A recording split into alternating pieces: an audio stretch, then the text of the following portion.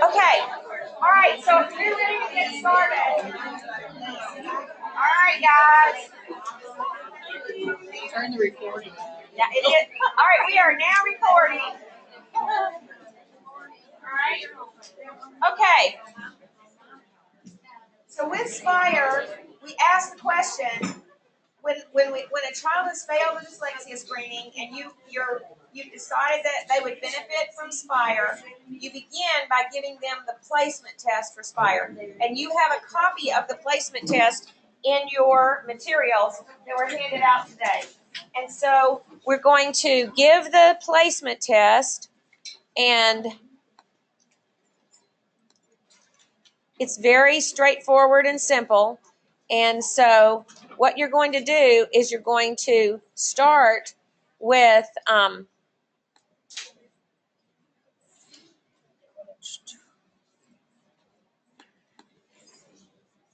you're going to start with filling out on the form, of course, the identifying information for the student.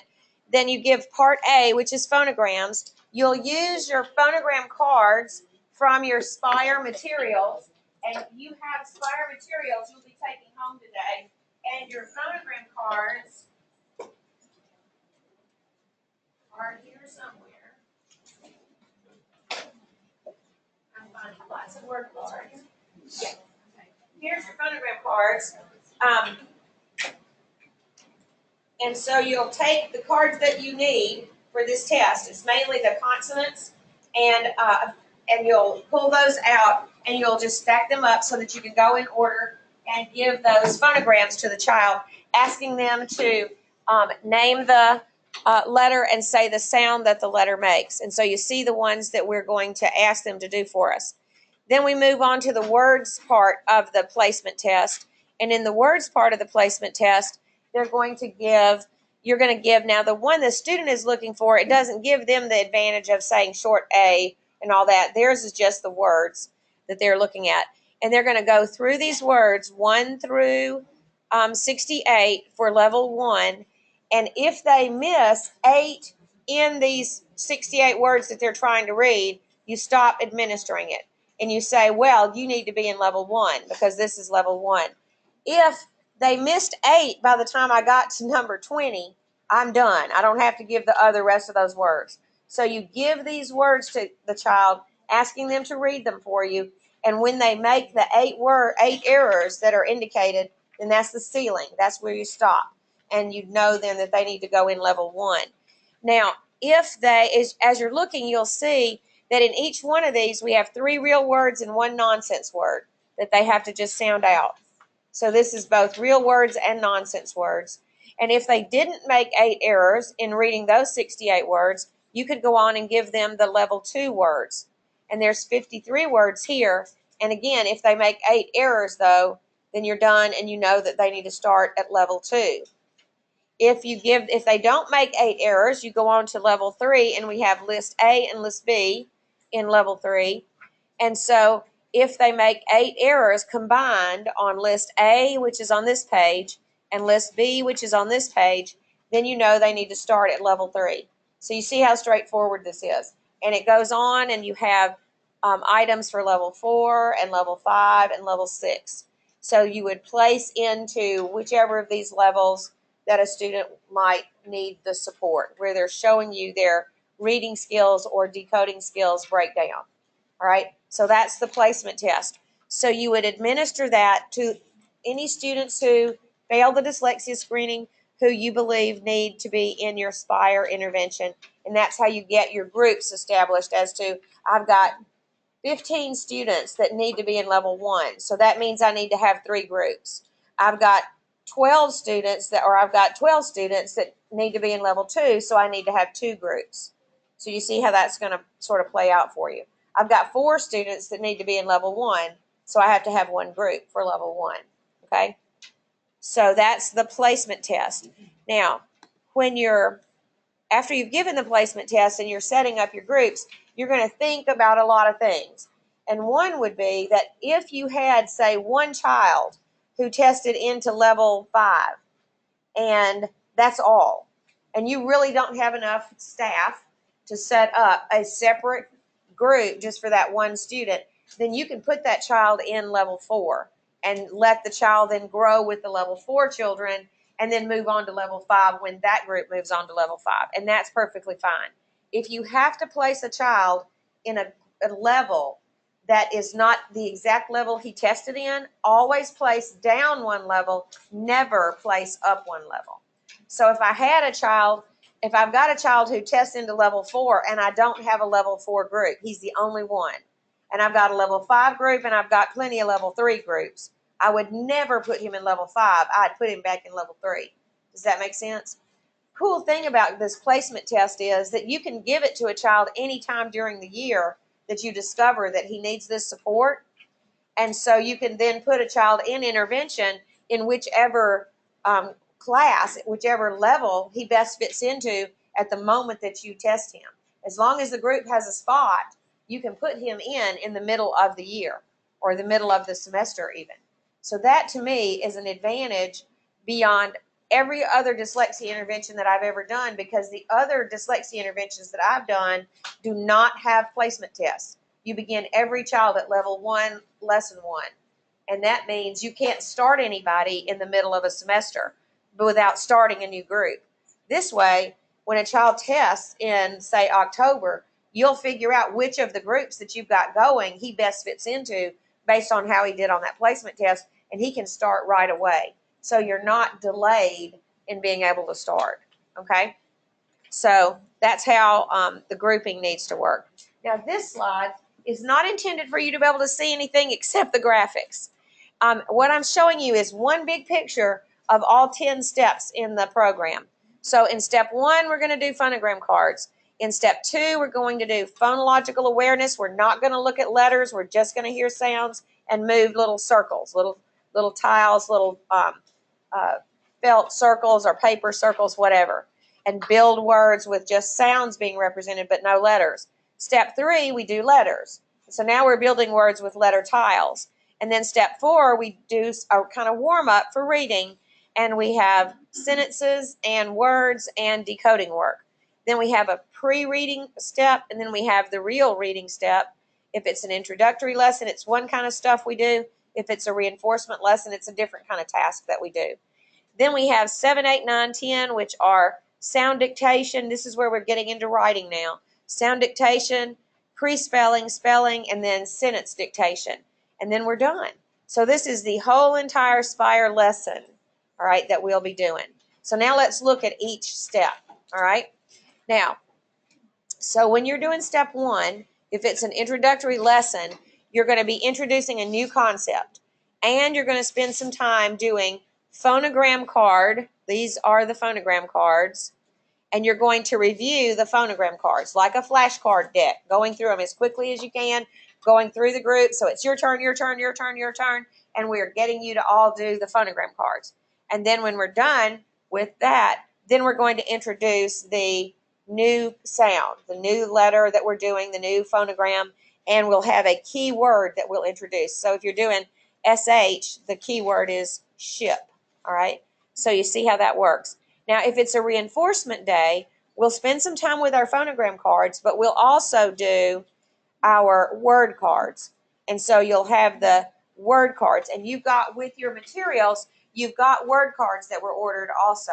So you'll have the phonogram cards in the little decks, and then you have the little bit larger word reading cards. And the word reading cards are color-coded, and they're color-coded for a very important reason. If it's red, it means this is not a decodable word. So don't try to sound this out. You better just have memorized this word because it does not play by the phonics rules. Yellow means it kind of plays by the phonics rules, but you got to be smart and use some information that you will have remembered about how this pattern actually sounds itself out. If it's green, it is totally easily decodable, and you don't have to use any tricks from your phonics learning to be able to do a green word. So green words are just sounded out. Yellow words sounded out, but remember the steps that you learned about this. And then red words mean don't even try to sound it out. So the word cards are that way so that students ultimately you want the students to be reading the word cards instantly anyway. But this tells them, as you instantly read this word, you can rely on phonics or not. Okay, so that's the reason for the color coding. Now, I've got a short video clip for each one of these steps, and I want to play this for you, and I hope the sound will be right. We may have to adjust the sound. Okay, today we're going to talk about O-O again. We've already talked about one sound that O-O can make. Remember the first sound of O-O? Like ooh, ooh, right. And most of the time, O-O says ooh. So when you see a word with O-O, you can try ooh. If that doesn't make sense, then you try the second sound that we're learning today. Let's look at the sentence and what the chef is saying. This is the food I will cook. So food is the sound of ooh. The O-O says ooh. And cook, O-O says cook. So everybody say good, say cook. Good.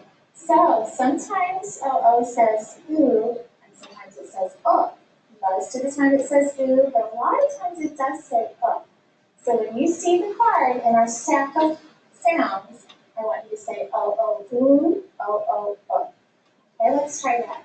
O-O ooh, O-O If you forget the sounds, you can just remember this picture in your mind and think, this is the food I will cook. Okay? All right, so we're going to go through the rest of our sound cards. You guys are doing so well.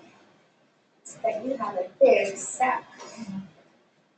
Try to mix them all up. All right, cute. Perfect. Remember that A says ah, W-A-W-A. S-S. Right. Remember our yellow cards are sounds that we can sound out, but they have little interesting special patterns we have to stop and think. That's why they're on yellow. Okay? Good. Good job. Good. Perfect.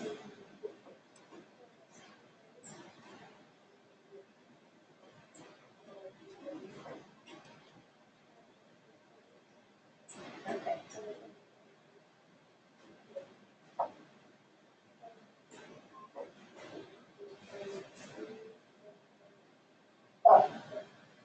Okay, so you get what that step looks like.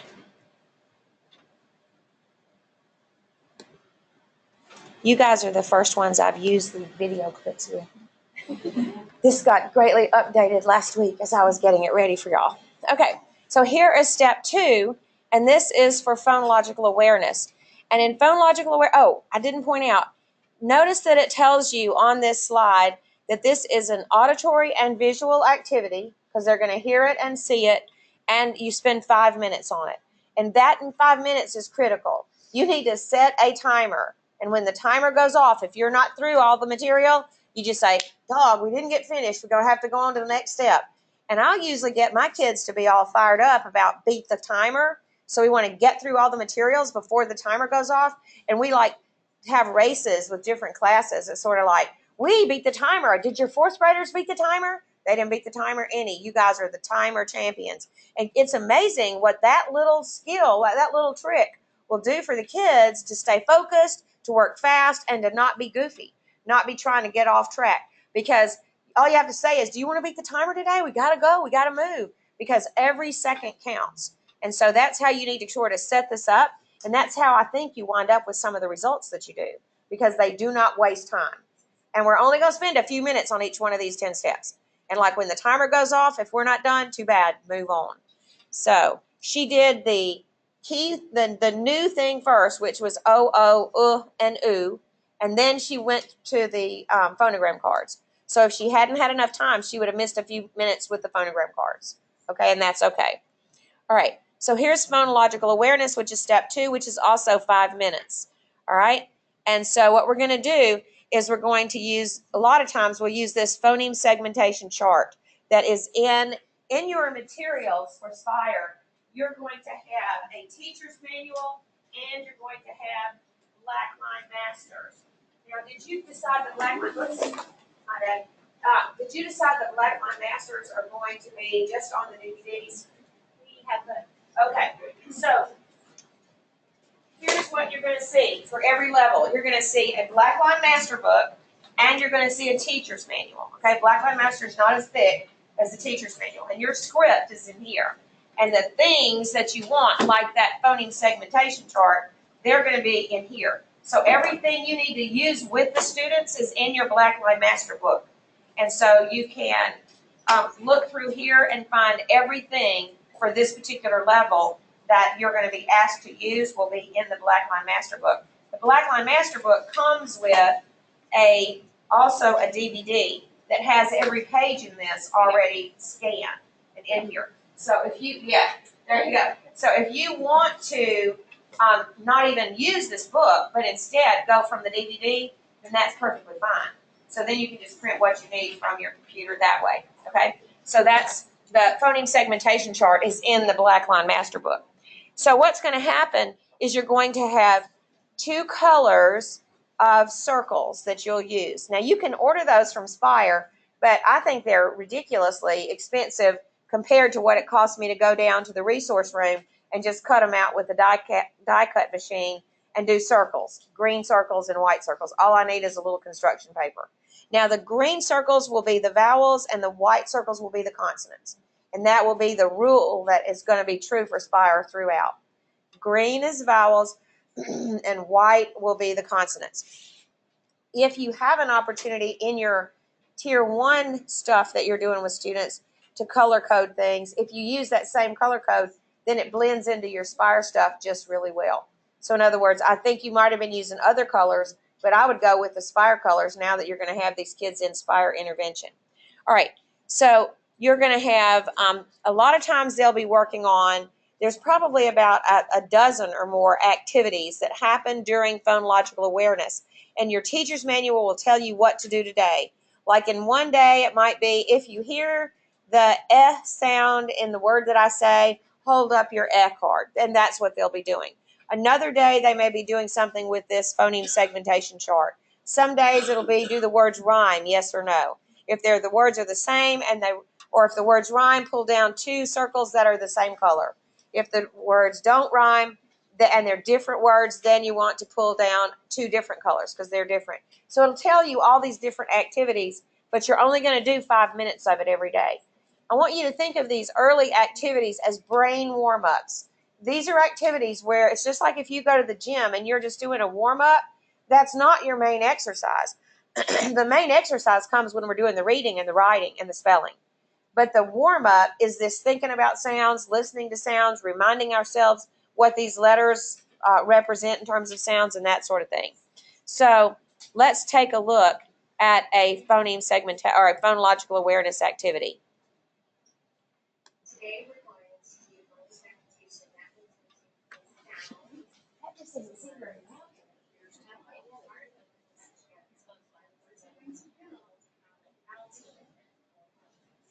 Do you guys know what sounds OO can have? Because we have 2 different sounds and functions. We can say first say or O. Right, very good. But it can also say ooh, like ooh. So this is a picture that helps you remember the 2 sounds that OO can have. It says this is the food I will cook. So in that sentence, it tells you there's 2 sounds of OO, and that sentence helps you remember that. Okay, so I'm going to pass out your sheets and your sound circles. Notice that she has laminated those so she can use the sheet over and over.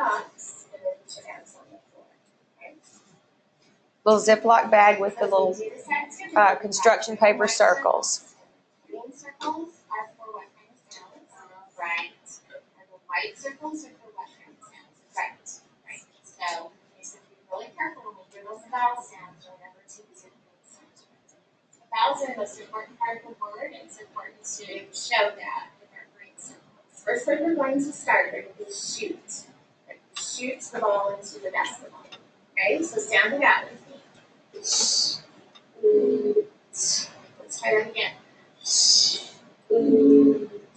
Notice the kids are doing it with their fingers. First sound is sh. And then we have the ooh, and then the t. Okay, good. Now let's point and say the sounds and shoot. Ready? Now say it fast. Shoot. Now, what's the old? The old word is shoot, and I want to change it to shot. Okay, so say that with me. Shoot to shot. Sound out, shoot. Shoot. Now shot. Where did the sound change? Here.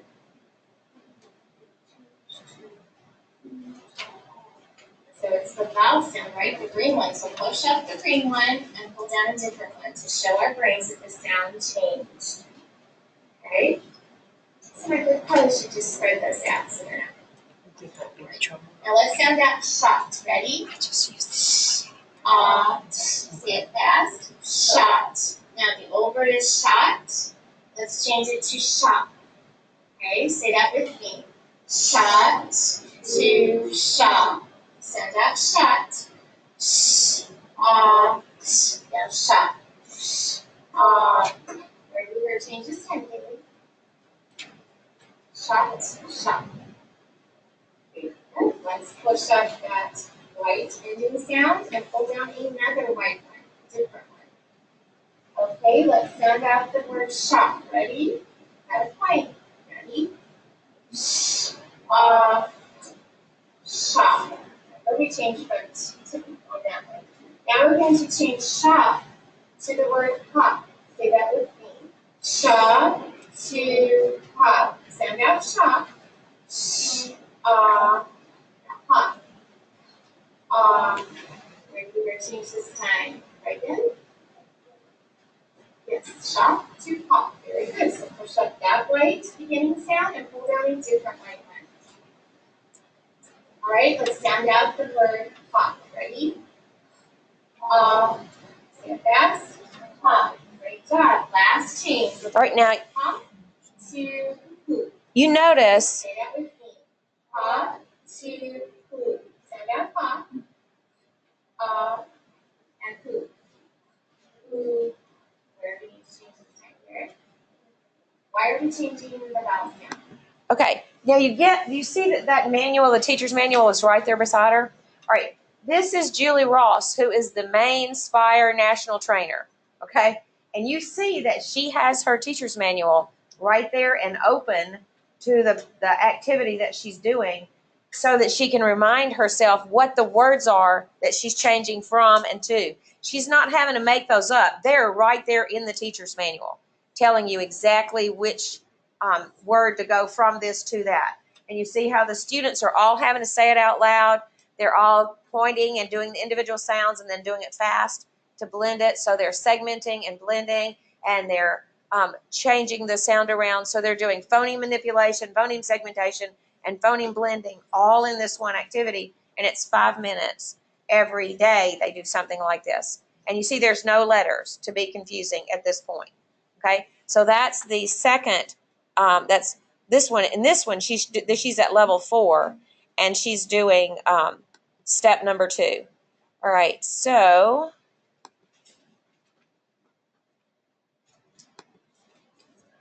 the next step is step number 3, and I love step number 3. Probably one of my favorite steps in the whole program. And you're going to spend 5 minutes on this one as well, and it's just like what we did with the phonemes, but now we have letter tiles. And you have these magnetic letter boards that you'll be using, and you have one for each student in the group.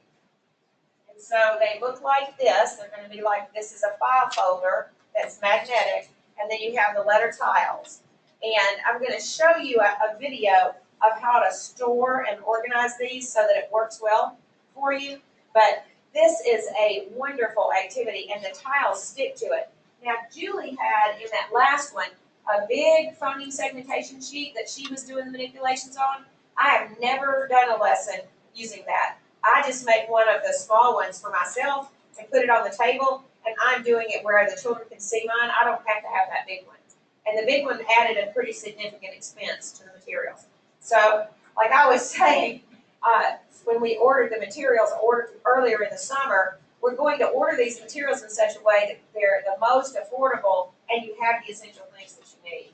So this is, you're going to see this being used right here. What you don't have is those big phoneme segmentation things. I don't think you'll need them because you're working with such small groups. They can see yours if yours is small and you're sitting at that little table. All right. But what about the green dots? We have to make We green didn't dots. order those green dots because they're kind of cost prohibitive too. My thought is you're going to go down to the teacher resource room in your school and use the die cut machine that cuts out the circles. Y'all still have those things at your school, right?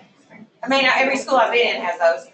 So if you just make your own out of construction paper, and what I found works well is laminate the construction paper to start out with, then cut out the circles, and now they'll slide nicely.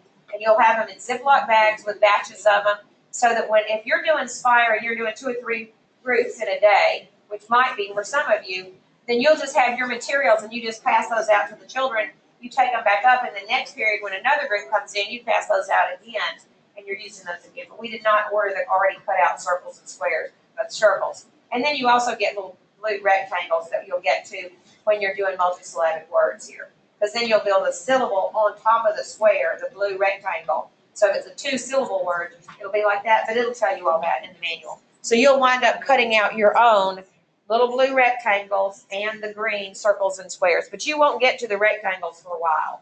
Yes? If we have a few people that are in junior high in here, and I know this relates a lot to elementary, tell them a little bit about the experience you had with junior high and what they would do and how that relates to students they may have.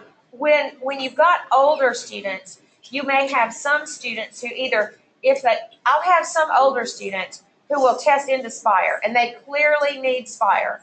And so you want to be able to do Spire with them. They may test into level 5 or level 4, and so they are going to start right off with this. And I've really found these older students do not react to this as if this was for babies, because you don't really have a lot of baby-looking materials. When you're looking at the reading books, it's just words. It's not pictures. It's not anything that looks babyfied. And what I've really seen older students do is when they begin to experience success, maybe for the first time, they really will get this thing where they'll go like, watch this. And I know when an older student says to me, watch this, I'm just like, I've got them. And they're now going to become readers. And I have helped older students become readers with these materials more times than I can count. And there's nothing that I find more happy than that occurrence. Because now I know I have helped through my teaching, I have given them a gift that will go with them for the rest of their life. Now you will have some older students who test too high for Spire. And you guys are going to have a second intervention for your older students to pick from. And it's called rewards. And we're going to talk about rewards this afternoon. All right. So if you're teaching older students, you'll either have Spire for some, or you may have rewards for the other ones. But y'all, these materials are uniquely appropriate for students who really struggle with reading, because now they become powerful over the words, whereas before the words would defeat them. And now you've given them strategies and tools to first time ever be able to defeat these words that have been just their nemesis all their lives. And a lot of older kids have reached this point. They don't have to be that older. They could be like 4th grade or even 3rd grade maybe, that they've given up. And they've taken on a whole way of behaving when you give them learning tasks that's negative. I mean, they are just like, not going to do that. I'm going to be ugly. I'm going to act like I'm not paying attention. And they would rather their friends think that they are just bad rather than they are not smart or that they can't do this. So they try to cover up the fact that they can't do this. But what happens when they get in this is they start to be able to do it for the first time ever. And then you start to see some of that facade of ugliness to just crack away. Because now they're like a little kid and you've given them something that really matters to them. And so it's huge. And so it really does offer things. And I think it's wonderful that you guys are going to have both Spire to choose from for your older kids, for those that can't read the short little words even. And then you have this other program that's starts at a way higher level. And it goes really fast. Okay? Is that kind of what you're thinking? Okay. So let's look at word building. So we're going to have these letter tiles, and that the folder would be set up so that this is a folder that's set up for my level 4 kids. Okay? So, or whatever, level 2 kids or whatever. And so these tiles just stay in place. And when we're done, we close up the folders, you pass them in. Tomorrow you get the same folder. Now, if you're using the folders with kids at different levels, you may run into a little bit of snag of having to say, oh, this is that level, I've got to pull out these tiles as well. So you may have to give them some additional tiles that your kids at a younger level, a lower level, didn't have to have. But the thing that's cool is, as I get a new sound in this level, I just put the new tile in place. So then they've always got what they need. And if you're in level 1, you have fewer tiles. If you're in level 2, you have all the level 1 tiles plus the ones we're covering in 2. Then you get to 3, you have all the 1, 2, and 3 level tiles. Does that make sense? So you're going to use this phoneme grapheme sheet a lot of days with the kids that are doing the letter tiles. Some days you'll only use the folder, and some days you'll use the folder and this phoneme grapheme sheet, and then some days you'll just do the phoneme grapheme sheet. But the cool thing is your manual will tell you, today use this, and then you'll know which piece to pull out. So here's what this one looks like. This is word building. All right, now we're moving on to step 3 of our lesson, which is word building, and we're going to use our magnetic letters to build some words with OO. And I have your new OO magnet for you. So you're going to need your OO and your SH, so make sure that you see both of those in there, okay? All right, our first word is book, book. You see the line, I'd like you to build your word right on the line. Book, book. So today is our introductory lesson to this sound of OO. So all the things we do are going to use OO words. Tomorrow we'll start reading words and stories with both sounds of OO. Good. Okay, Megan, would you point and say the sounds in book? Good, so that's 3 sounds. That O has 1 sound, it's a vowel team. Oops, Keith didn't get his K in there. All right, good. We're all going to point and say the sounds we hear in the book. Ready? Here we go. Book, book. Keith, what's your favorite book? Do you have a favorite book? You like science book, your math book? You like favorite story? What do you like? Special. Oh, that sounds like a good story. What about you, Michaela? What's your favorite book? I love those stories. I actually got one of those to read to my class. Spiderweb, I've heard about that story. Cool. I'm glad you have favorite books. That's important. All right. Would you add a sound to book? We're just going to add a sound. I would like you to make the word rook. So that's the string that we're talking about. Book, 4 sounds. You guys are pros at this. You know exactly where to put that. Very good. Brook. So our first word, book, had 3 sounds, and we're going to a word with 4 sounds. Okay, Michaela, would you sound out brook? Very good job. Let's do that together. Everyone ready? Now, what you see right here, Julie is using the Spire lesson plan form. There's a lesson plan form that we'll look at in just a little bit, and it allows you then to take the words that she was reading off the teacher's manual in the last video. You can transfer it over to the lesson plan form and then just operate from your lesson plan form to some extent. So it's up to you as to whether you want to use that or what. Some districts require that interventionists have lesson plan forms and or lesson plans on file. And if you do, then there is a nice little fill-in-the-blank lesson plan form for an introductory lesson and for a reinforcement lesson. And those are in the beginning of your Blackline Master Book for each level. And Julie right here has that particular thing. So that's how we do the word building. Now, there are certain days that we do word building where we use the phoneme grapheme sheet, and we'll be able to actually pull the letters down and then on right here, and then write the letter underneath. And so they'll use a pencil to copy the letter that is on the tile. So they begin now to do M and then M and write the M, or M and move it up off the tile and then use the whole box to write the letter tile right there. So sometimes we use the phoneme grapheme sheet, and then we use our pencils and we do some writing. All right, so then step 4 is decoding and sentence reading. And if it's an introductory lesson, we'll have a page that looks somewhat like this. And it's mainly just words that are this, whatever the skill that we've introduced. So if we were introducing short E, then we would just have a whole lot of short E words on that page to be looking for. And they're going to be asked to read them and code them. And they'll use a pencil to draw a box around a suffix, to underline a vowel, to put brackets around a certain part of the word. So they'll have certain coding strategies that they will be asked to do where they write in the book. Now I'm going to tell you this little caveat.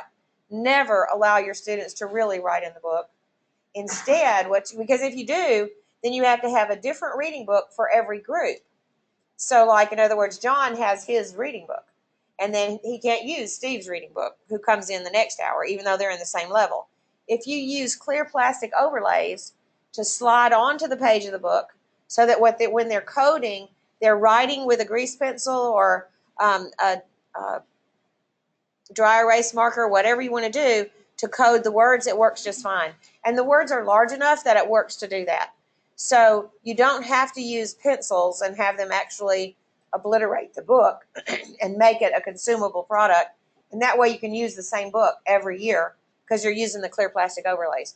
Now, this is probably too much information, but I will just tell you that I have found that if I use those, those clear plastic report covers that kids can buy, and they come in packs with like lots of them, and they're very inexpensive, and they have like a plastic spine, and then there's 2 pieces of plastic that are really folded. So like if I take the plastic off and just slide it onto the page, because it's behind the page and on top of the page, it doesn't wiggle around.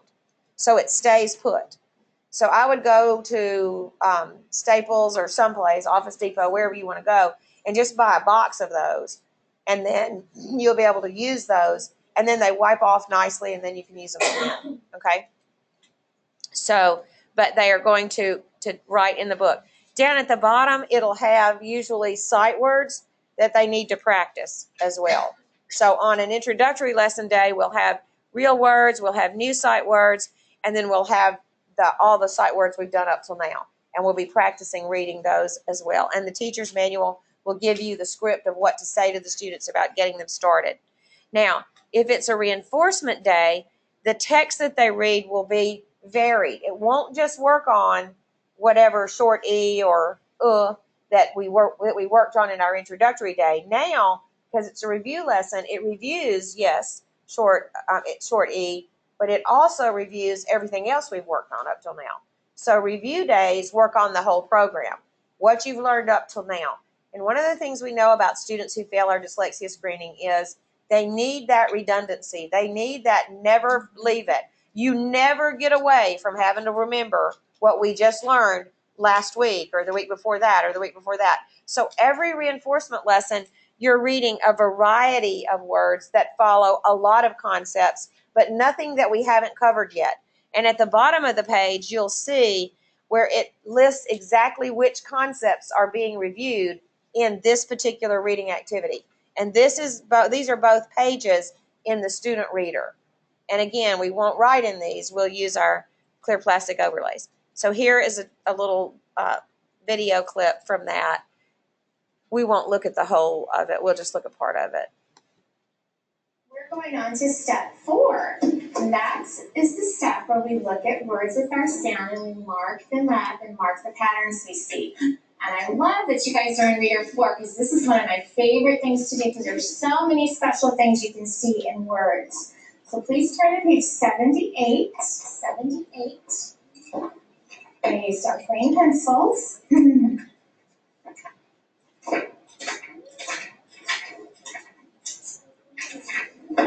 might have to fold your book back a little bit. There's one for you. One for you. And she's having them write in the books. So and of course, the publisher would love that.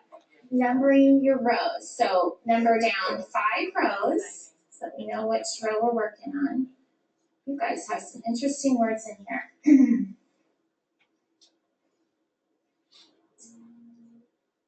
Okay, good job.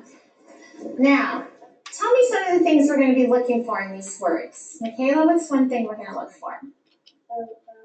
We're going to look for OOs, and those are vowels. So if we see any vowel teams or vowels that say their names, we're going to be underlining those. What else are we going to look for, Keith?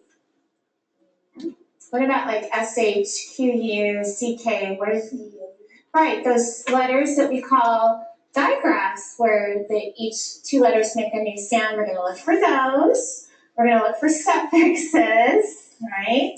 And a suffix comes where in a word, Megan? A suffix. Those are on our blue cards.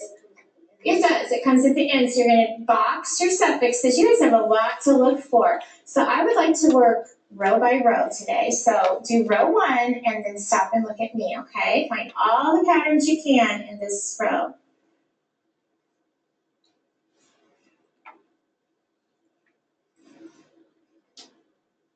And don't forget what's the vowel there. Very good. And it says I, right? Okay.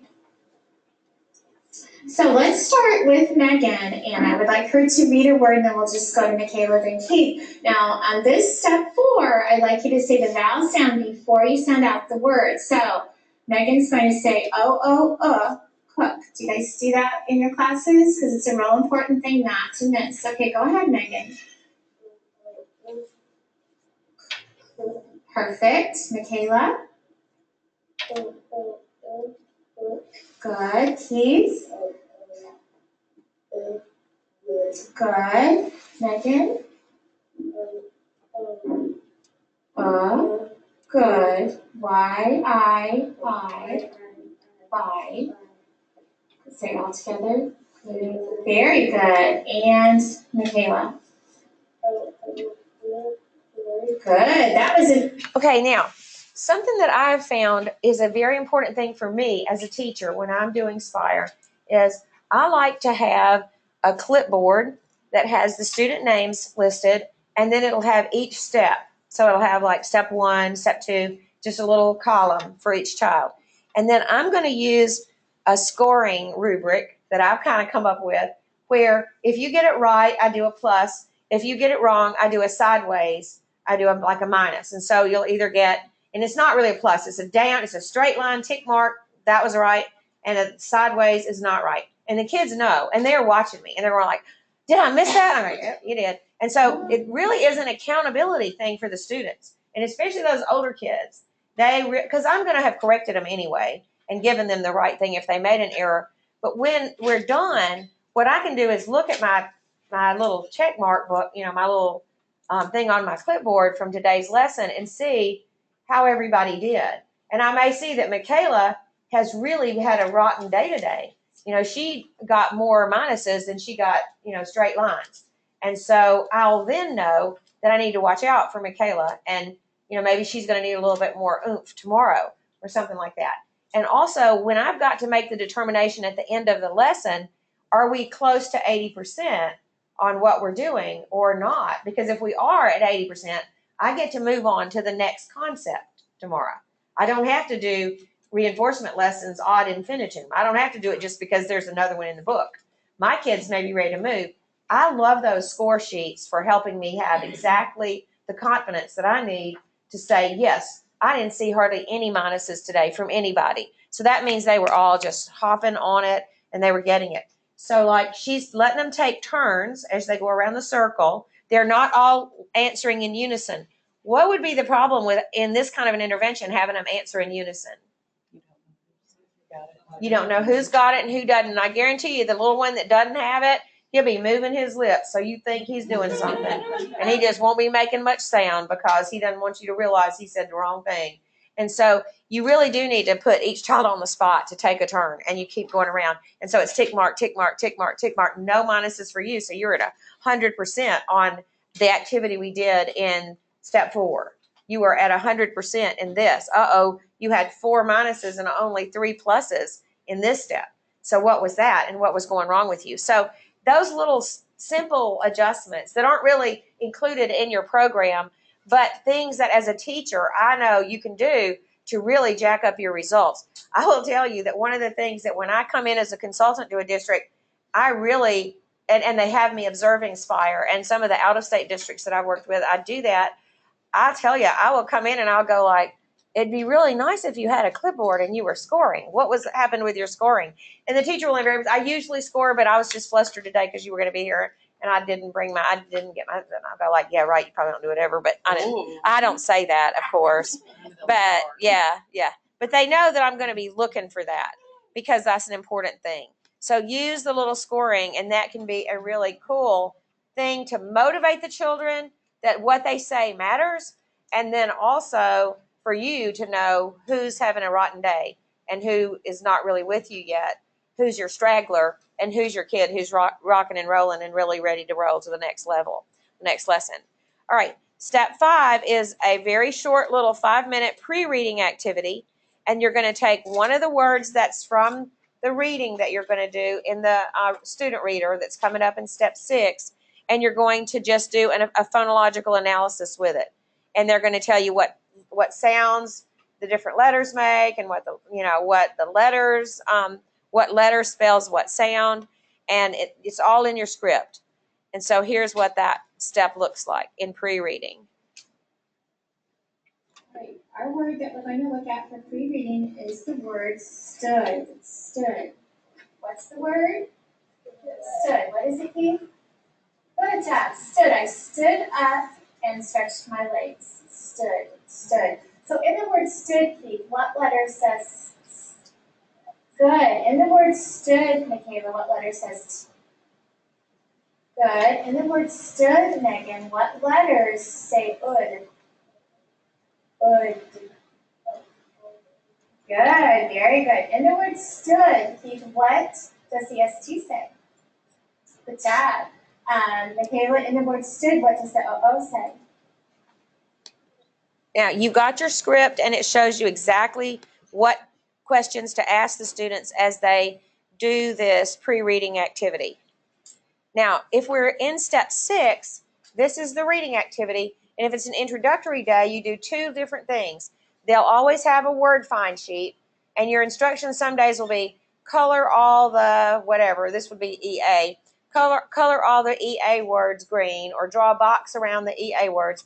This comes from your Blackline master, and what I would normally do is I would have probably made some laminated ones of these, and we'll wipe these off also, and I'll use these again with another group of students. But that's up to you as to whether you actually have them write on it or not. And then the other activity that they'll do is they'll read certain sentences that you've given them that's in your teacher's manual, and you'll put those sentences on the board, and they'll find all the EA words or all the short E words or whatever, and then they'll read the sentences. And so they do that as kind of a group activity. This starts out, each child has his word find sheet, and then you bring it together and we do a sharing and comparing where we make sure we all got all the EA words. Yes? I think one of my concerns right now, I love how fast-paced it is and that you keep going, but what do you do when you have this student who's absent for a week with the flu and they've missed everything in their group? That's they've missed a lot. Yes. So how do you handle that? Okay. When that happens, and this is probably the best case scenario, if I happen to have a class, a group, that's 2 or 3 lessons behind this group that he's in, I could bump him back to that group if I could work the schedule for just a short period of time to make that happen. And then he can get those lessons, and then we can transition him into the other group, or maybe he would just stay in that group if I had that. Usually that is not going to be the reality. What I've honestly found with Spire is unless it's in that first 2 or 3 weeks of the program, they're going to have gotten into it well enough that they can close that gap for the lessons they missed. Yeah, we learned that when you were out. Let me give you some things, and I can give them some homework sheets to take home to do catch up. Maybe they can come see me at some time to do catch up. But I really found that unless a child is out for multiple weeks, like I can usually close that gap that occurred if it's just a week of absence. If it's more than a week, then we got to come up with a plan. But yes, it's not as scary as it feels right now once you really get into it. And if they can have gotten 2 weeks or more of it under their belt and then they're absent, then it's okay. If they miss in those first couple of weeks, then they feel like they're off balance a lot. And I don't know whether I would at some point make the determination. I just need to bump you down a level and then let you come back at this when you're not so absent. But I've also found that when you let parents know that this intervention is such that if they miss, they really may have to go down to a lower level of it. So if there's any way they can get to school, it's amazing how those absences sometimes become controlled. Because, you know, a lot of times kids will be absent and it was kind of a judgment call. And not that I want kids to come to school and they have fever or something, you know, but I know in our own family, I have to say, you know, you go to school if you don't have fever. So if you don't have fever or didn't throw up and I saw it, you know, yeah. And because, you know, I don't want to know that you threw up sometime in the middle of the night, you know, I got to have evidence of this because that's too easy to pretend. And so, and I've done that, you know, all the years I've been a mom, and those years go way back. My oldest is 40 some odd. So my husband and I are raising grandchildren who we've adopted. So I now have almost 9-year-old twins and an 11-year-old. So I'm in my second set of children. So I've got this mom thing down. So yeah. So anyway, all right. So that's what it looks like if we've got a if it's an introductory lesson. If it is a reinforcing lesson, oh wow, those are so cool because those you're going to read some real serious text, some like real involved text, and you're going to work on comprehension skills. You'll have graphic organizers and you'll do vocabulary activities. And this part is really awesome. And so when you do reinforcement lesson, and at the bottom of the page in your book, it will tell you every skill that is being reviewed in this reinforcement lesson. And so it'll never put something in there that they haven't covered yet, but it will review systematically everything, which is part of why, because of the systematic reviews, which is part of why missing a day or two doesn't kill you, because there's enough built-in reinforcement to cycle back and get it and that sort of thing. All right. And then you go to step 7, and this is going to be sound dictation, and I'm going to call out a sound to the students, and they're going to write how to spell that sound. And there's a process that they go through.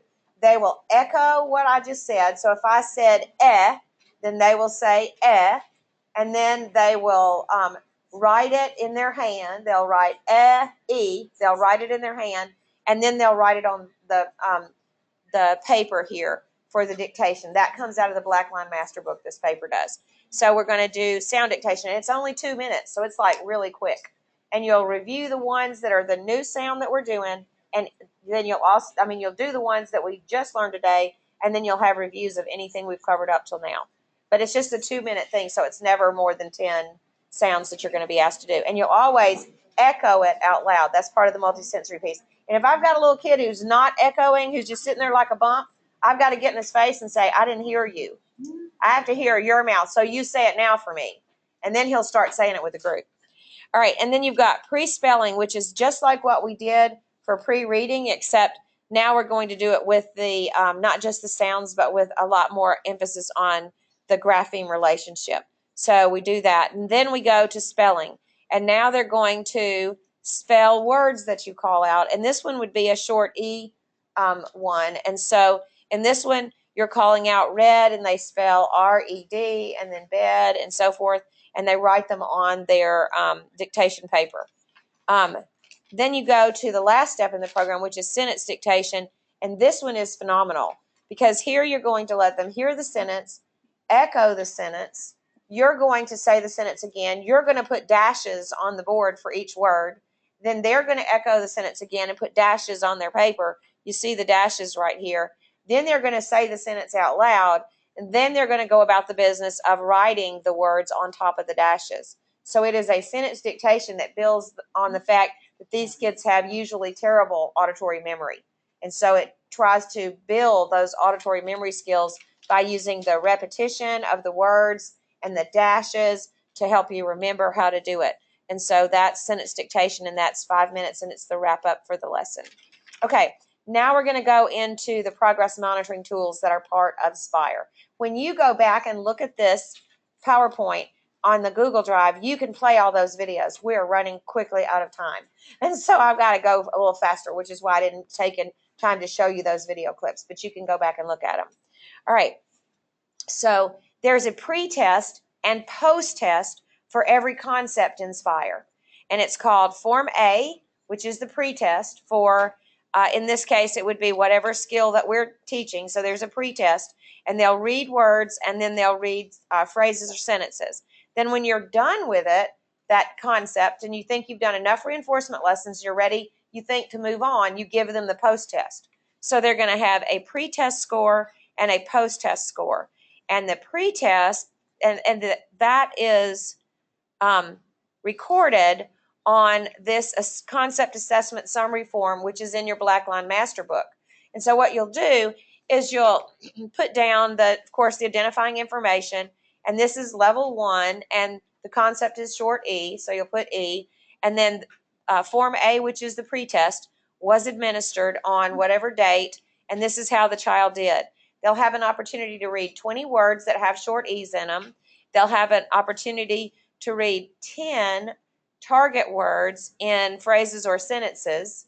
Okay, so there'll be 10 short E words in these phrases or sentences, and how did they do?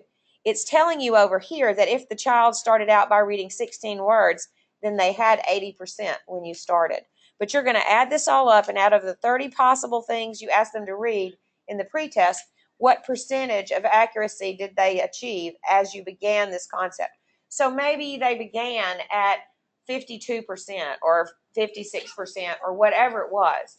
And then you did the lessons and you gave the post-test, which is different words and different phrases, but still the same concept.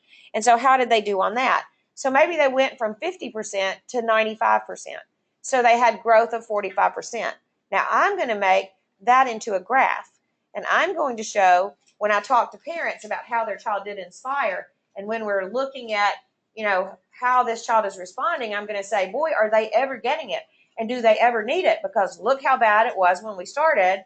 Then we did 4 lessons, and now 4 days later, look where we are. We're now at 95%. So their growth was 45% in just 4 lessons or whatever. Now, I have had parents, not RTI parents, but special ed parents, who have been in the process of suing their school system, and we swept in with something like this to try to head that off pass, if you want to think about it like that, who have asked for things like, I'd like to see the average percentage growth per lesson. Well, you can do it that way. Well, it took 4 lessons to grow 45%, so they grew by a little better than 11% a lesson. And they go, okay, I'm satisfied. And so, so it's just enough data to make you be able to say solidly, it is working, or this child is not progressing like we need to. So you see how that information is really valuable to you in terms of the information you share with parents? Okay?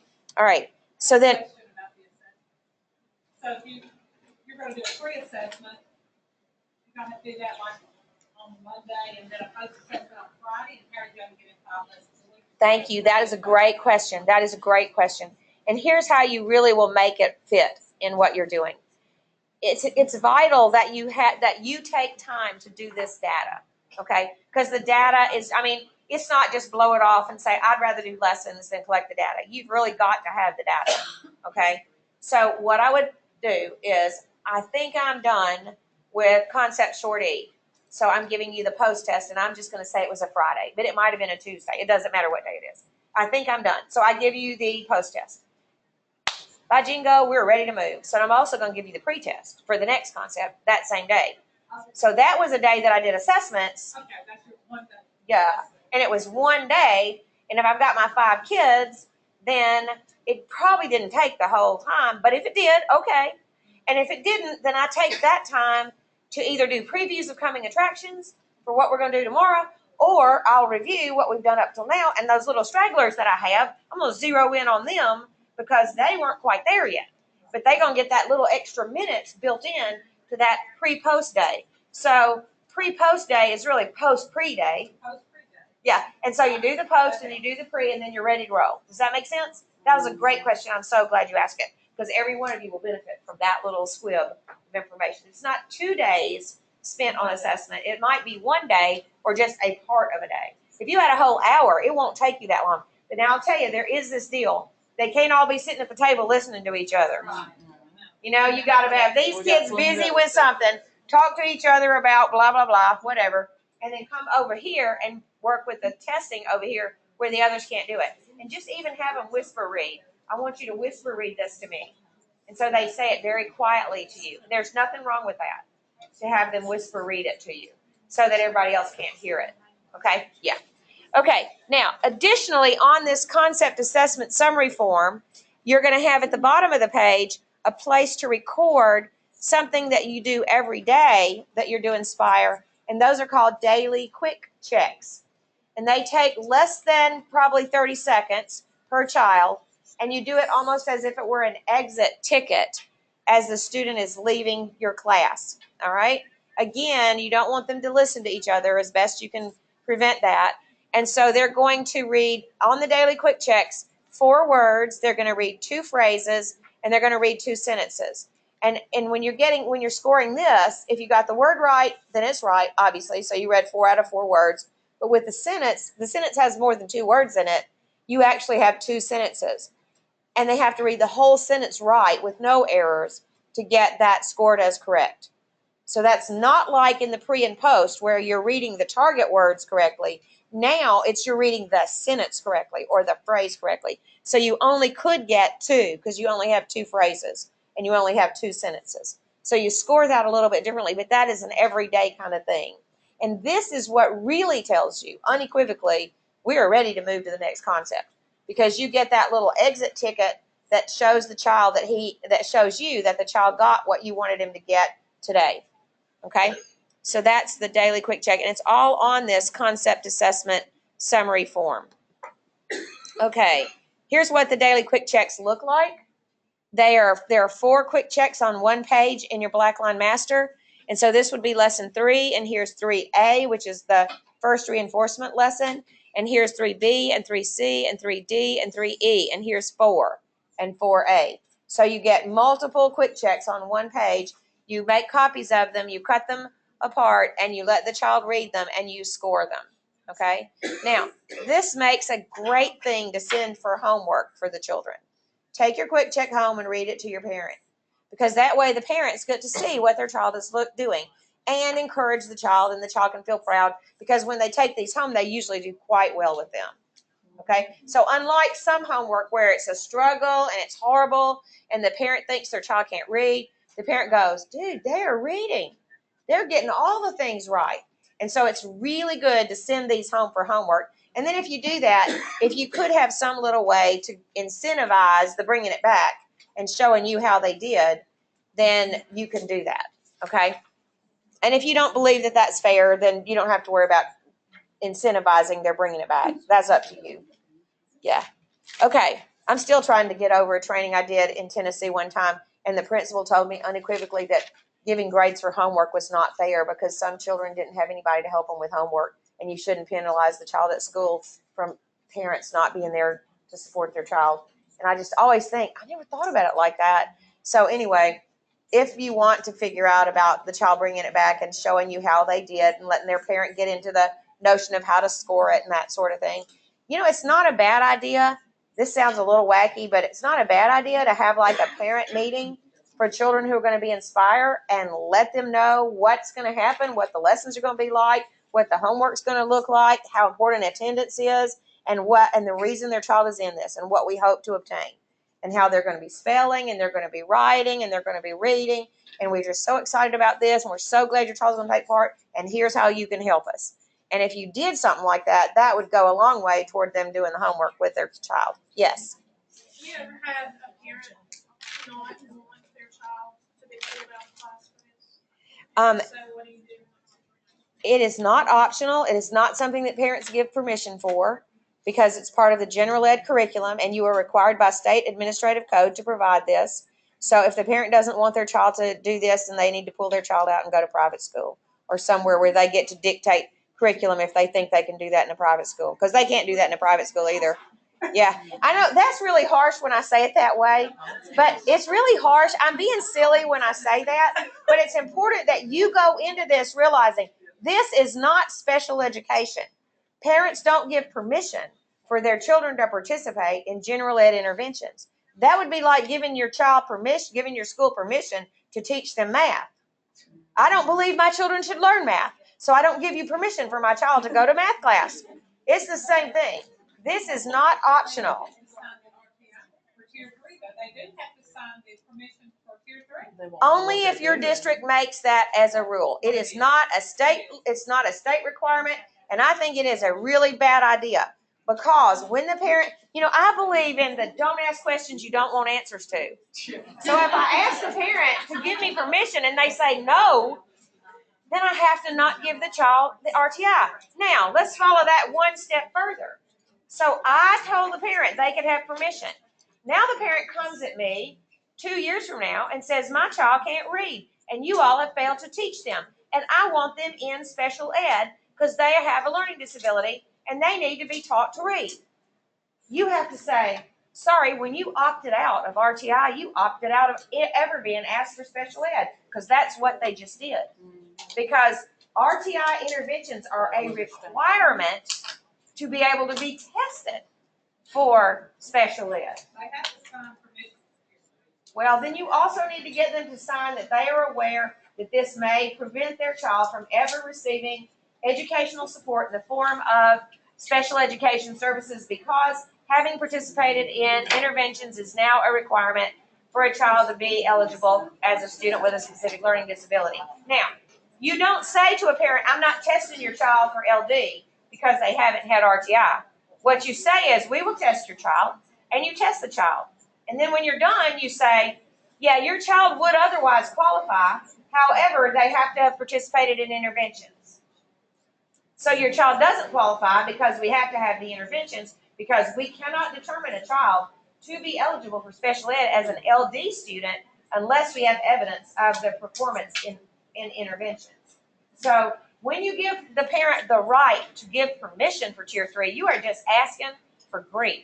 And I would just say, all across the board for RTI, it is not optional, because, and in dyslexia, it for sure, even now in RTI, it's not optional. Because when they made the dyslexia amendments, they made other amendments to RTI that made RTI have a lot more administrative code teeth than it used to have.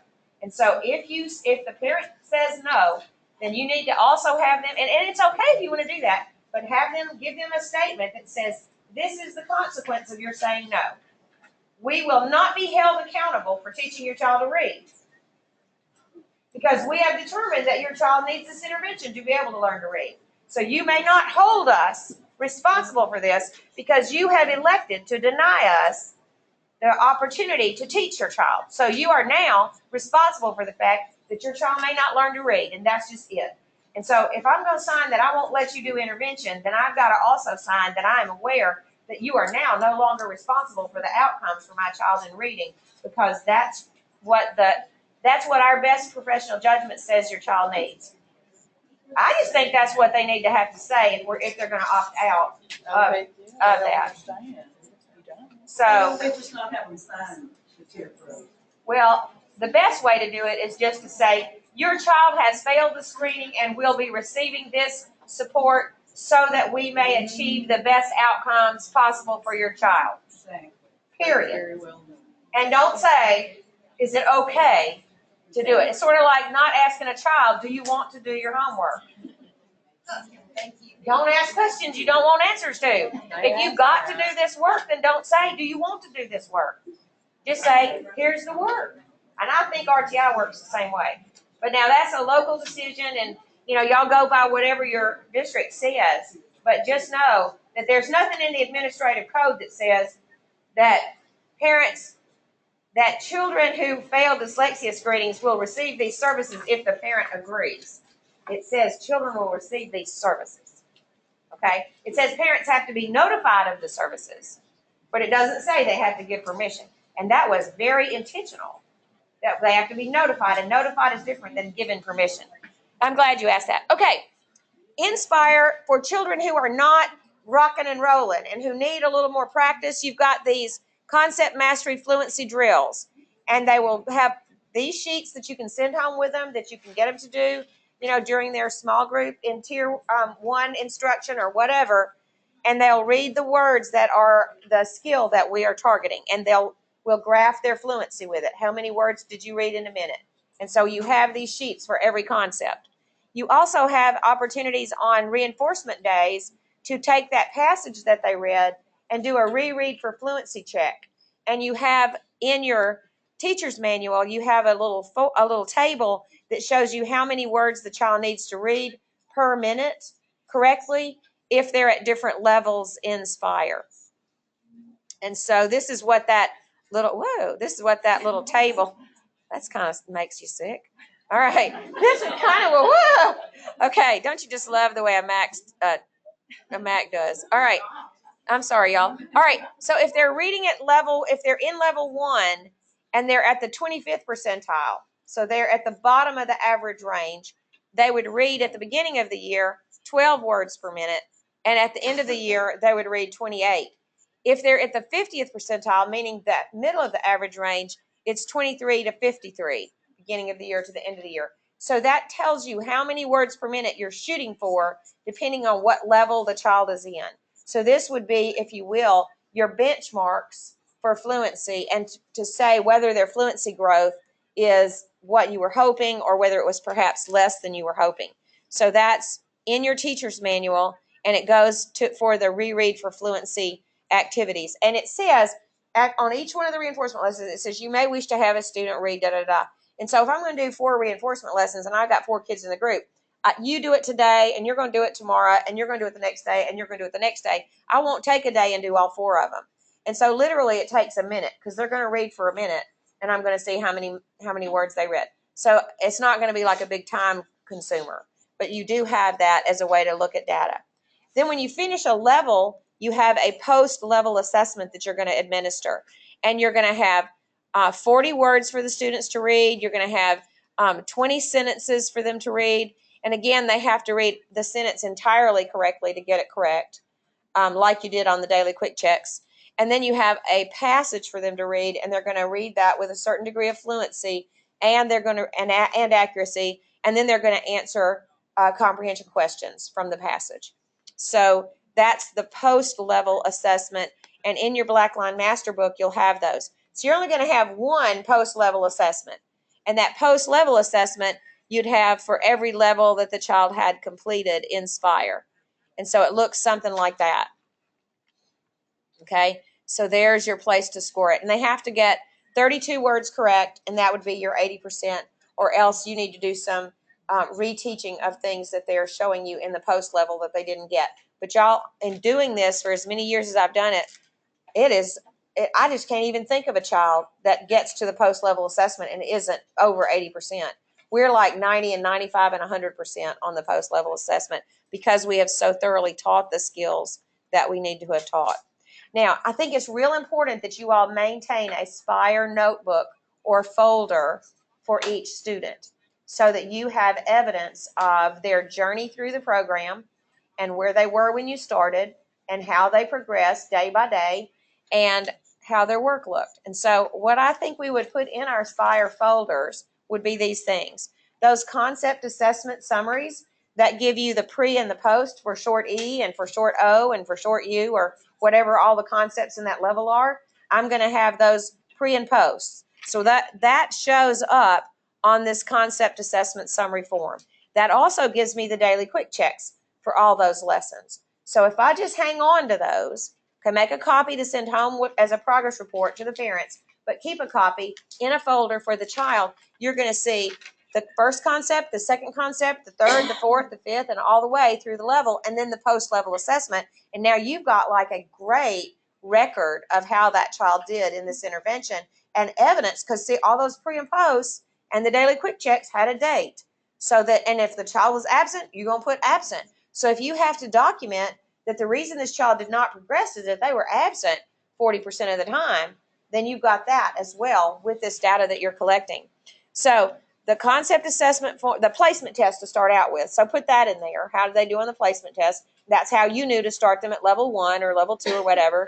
And then those concept assessment things, and then the post-level assessment. If in this year you got to do 3 levels, you'd have a whole bunch of the concept forms, and you'd have 3 post-level assessments, because you only get 1 of those for each level you complete. And then something that I find nice is those daily dictation sheets, where they are writing down and spelling the words and copying this, doing the dictation sentences and all that.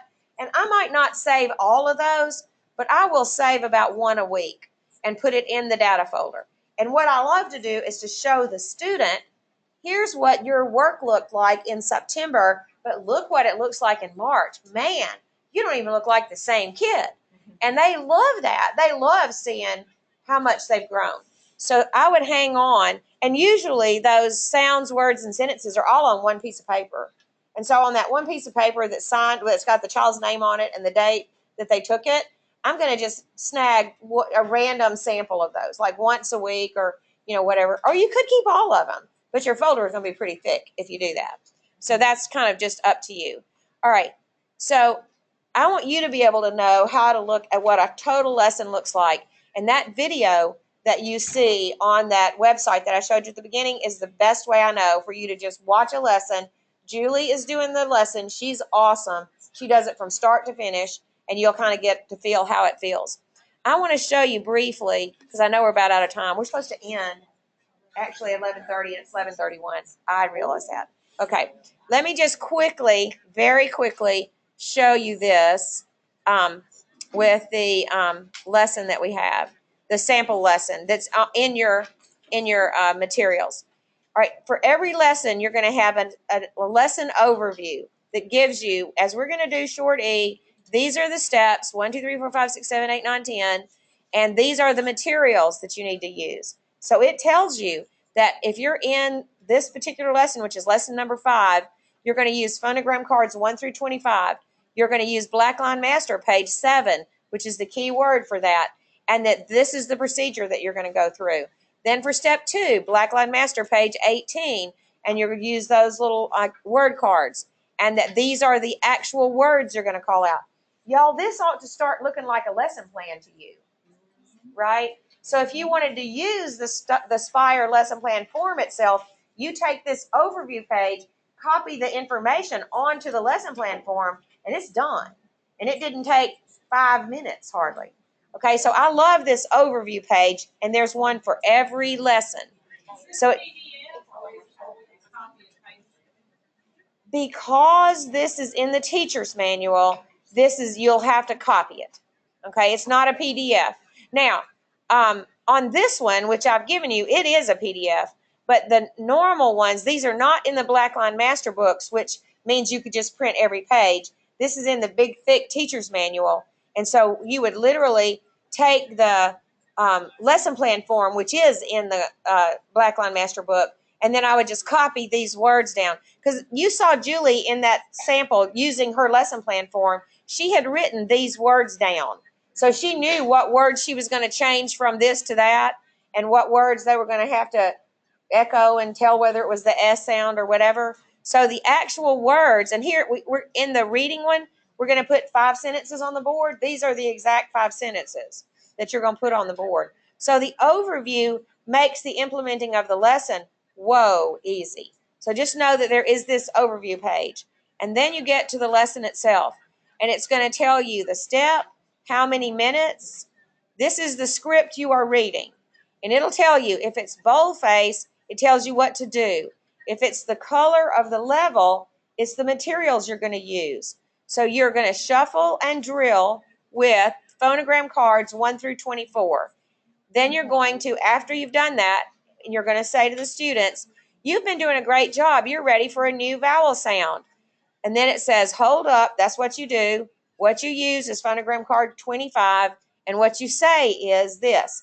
The name of this letter is E. Do you see how this works out to be easy for you when you're brand new at this? So what you say is in kind of grayed out in your teacher's manual. So the script that you'll actually be reading is right there in that thick spiral bound book. And you're going to read the script just like this.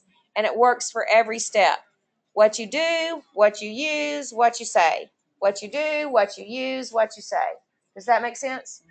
If you're supposed to say the sound of the letter, it will be in brackets like this, phonics brackets with a diacritical mark. And listen for the eh sound. If you're supposed to just say the letter, it won't be in the brackets. Hold up your keyword card E, not keyword card eh, because then it would be in the brackets with the diacritical mark. Does that make sense?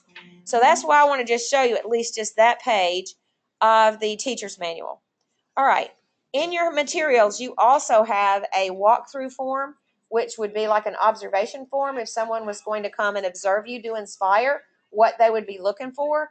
And I think that's helpful to us as we get ready to do the intervention.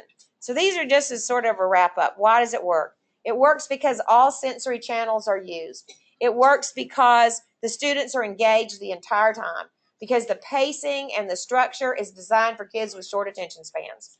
And you move and you swap and you do these things. It works because we have a script, so that if a person at this school is doing it and a person at that school is doing it, the quality is virtually the same.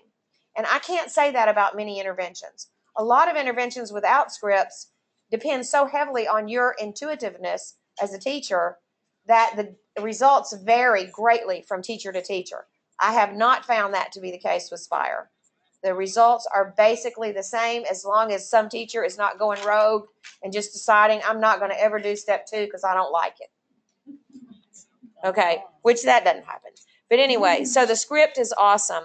And I like it that you have all this opportunity to repeat and review and recycle, because kids who fail your dyslexia screening need that, or they're not going to make progress. And I also like it because, whoa, if I can get there, one step before.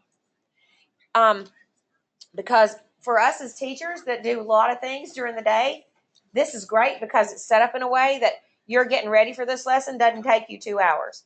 If I was telling you an intervention that you're going to spend an hour with the children, but it's going to take you 45 minutes to get ready and set it up to do, it's not going to live. We'll throw it away as quick as we can get out from under it. Language exclamation point's a great example of an intervention that's like that. I love language exclamation point, but when you're learning to do it, it takes you a long time to set up for a lesson. And you're swapping between this book and that book and this material and that book, and people are just pulling their hair out. Plus, it takes 90 minutes a day if you're going to do it correctly.